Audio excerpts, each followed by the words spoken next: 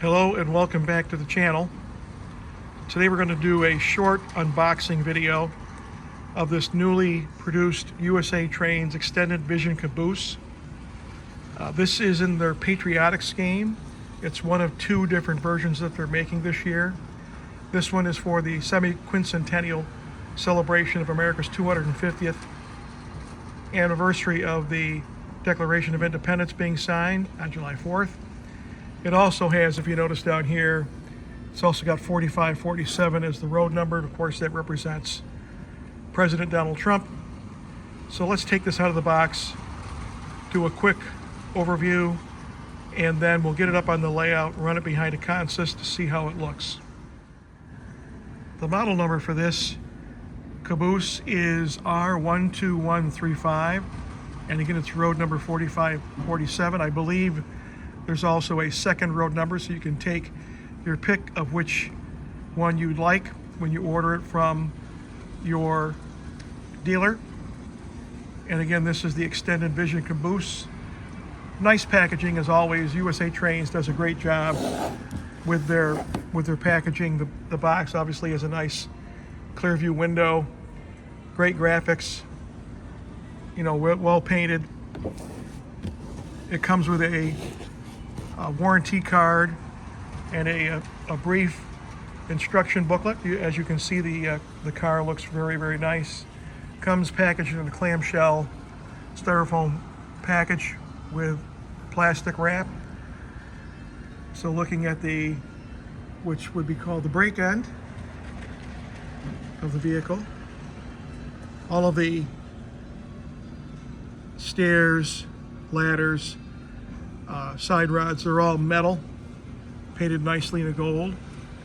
Crisp paint and lettering throughout. Again, this is typical of USA Trains. They do a great job, and for the price, you can't go wrong.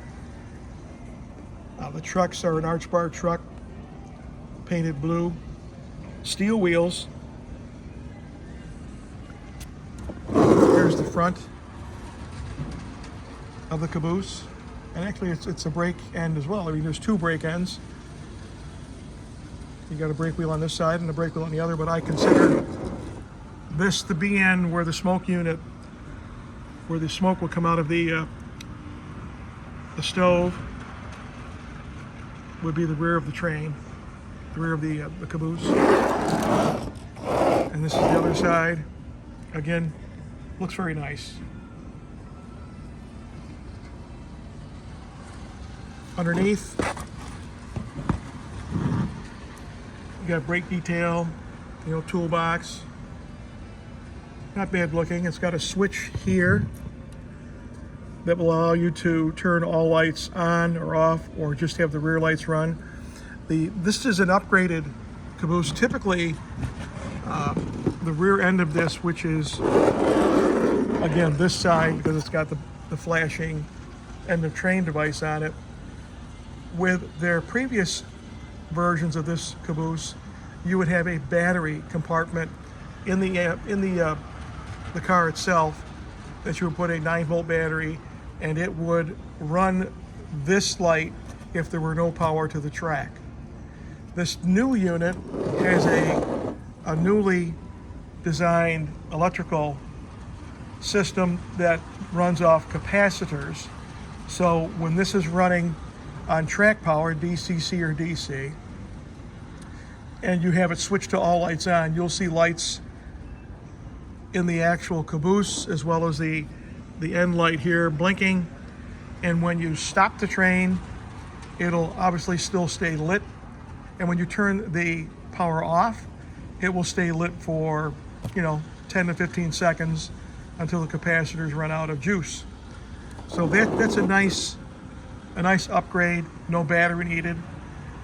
It did, in the old days, they did have a charging circuit, so if you put a rechargeable battery in the Caboose, you would be able to charge the battery up as you ran the train with the Caboose on the end. So that was one way to get around it. All of my other Cabooses are that way. I have a rechargeable battery in each one, so that will help with the end of train device being lit at all times.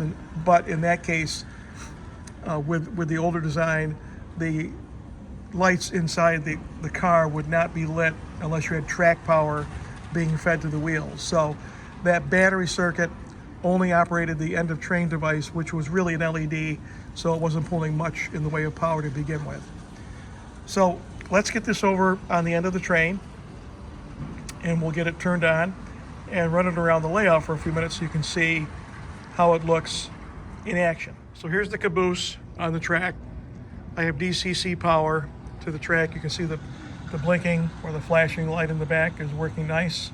You can see the lights inside the Caboose. The one thing I forgot to mention was these come in the package with a standard hook and loop like LGB coupler set on both ends, but they do come with the USA Trains knuckle couplers that you can switch out, which I did in this case already because I don't run LGB hook and loop style couplers with my American equipment.